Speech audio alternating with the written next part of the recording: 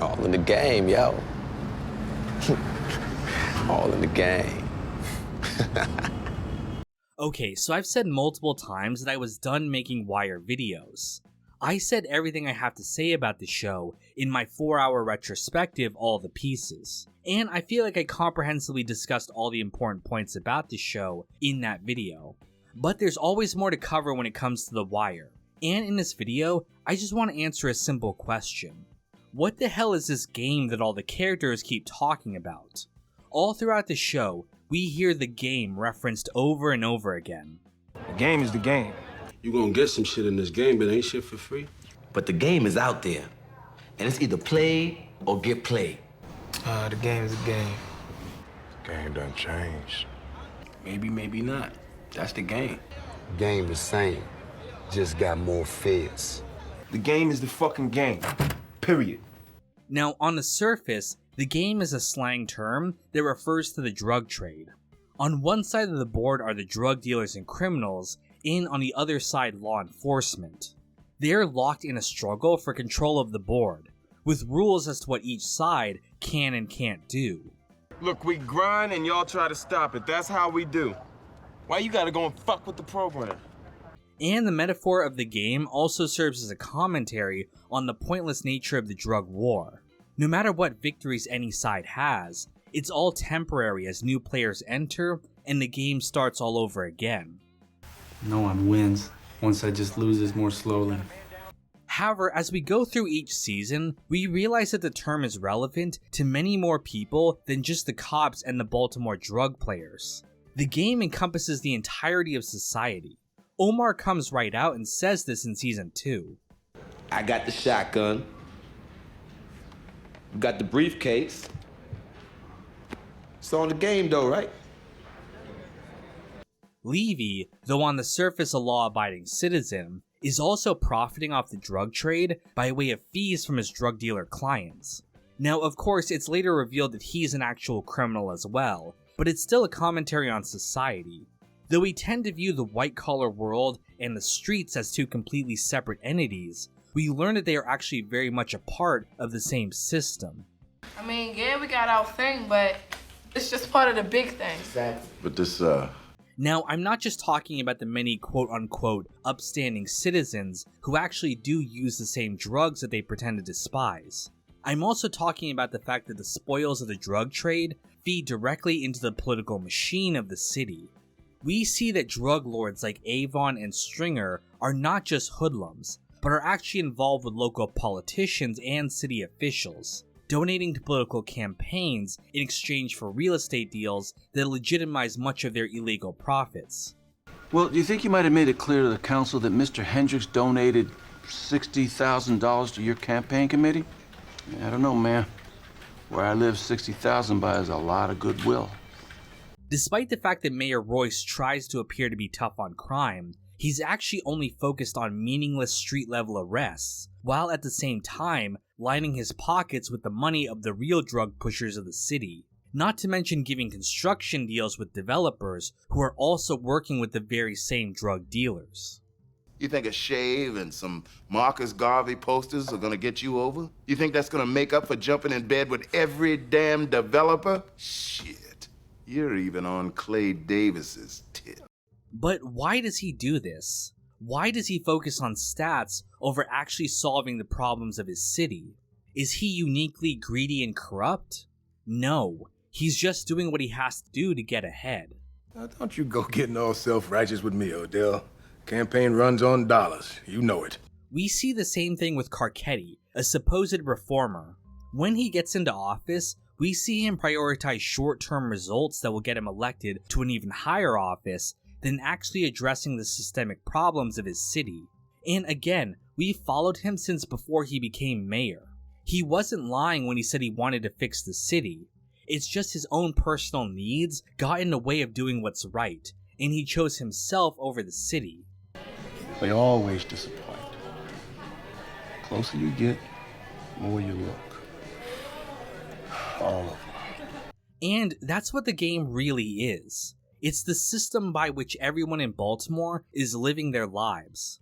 Whether it's the police juking stats to make the crime rate improve, or the school system teaching the tests. Everyone is just trying to do whatever it takes to serve their own best interests, regardless of the greater good. You juke the stats and majors become colonels. I've been here before. Wherever you go, there you are. Now, you could say that the game is actually capitalism, and therefore the show is a critique of the capitalist system. In fact, that was the conclusion I was originally going to make when I started this script.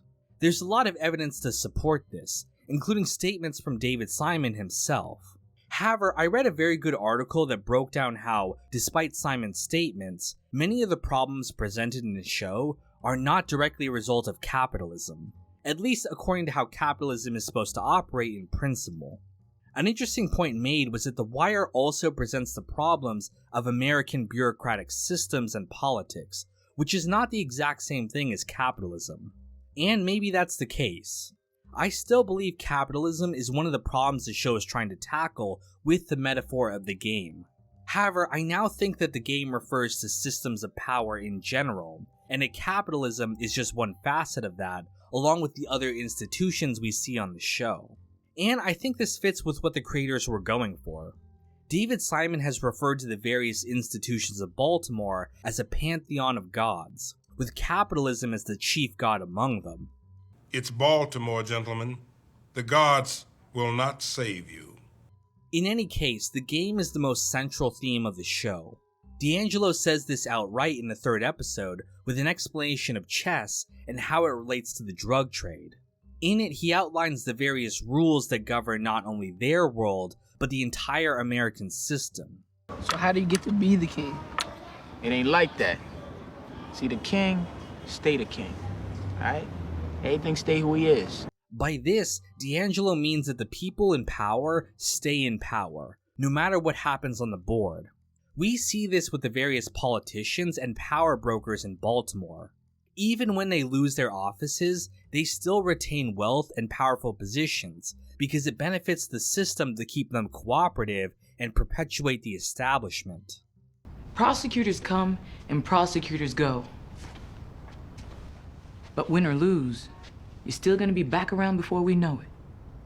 Though this is less true on the streets, where death is the usual outcome for losing the game, we see that even defeated and in prison, Avon still commands respect and power.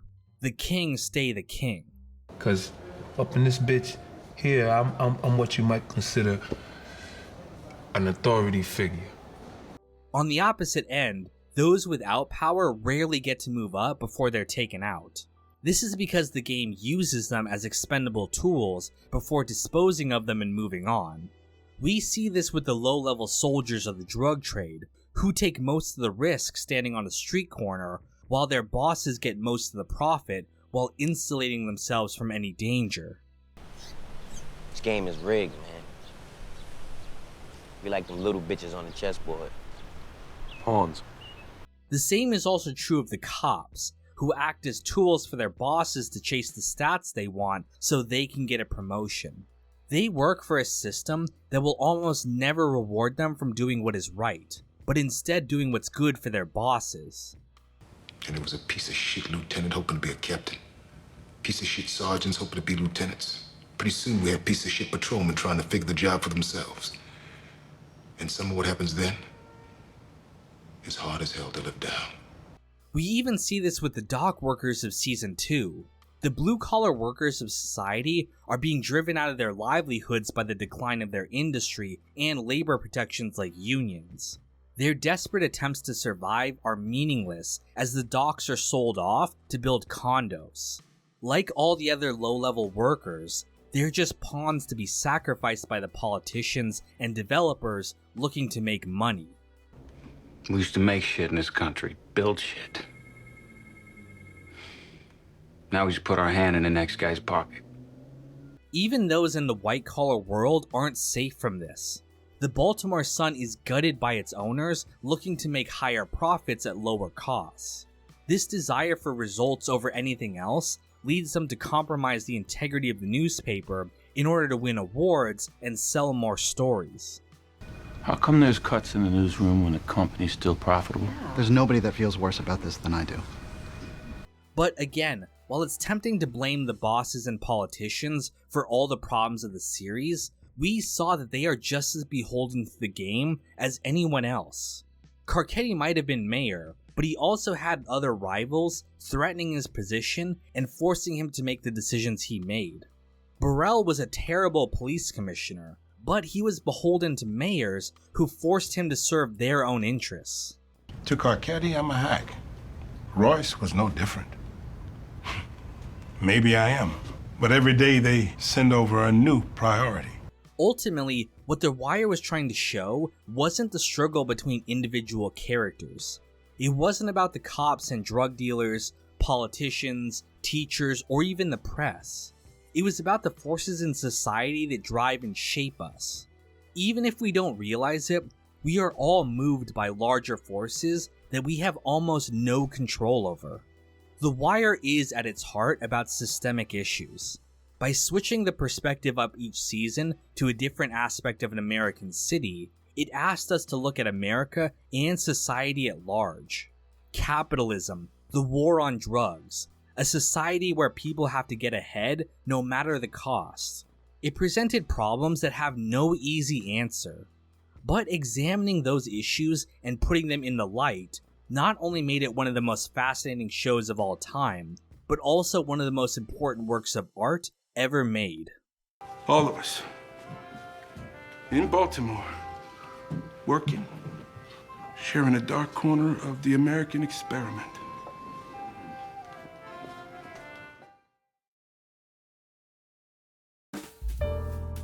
You all just lost the game, by the way. Matt Joyce, Uncle Mike, Sam Cedarland, Celery Man, Countess von Zarevich, Admiral, Neil Varma, Juan Jaramillo, and Cheshire.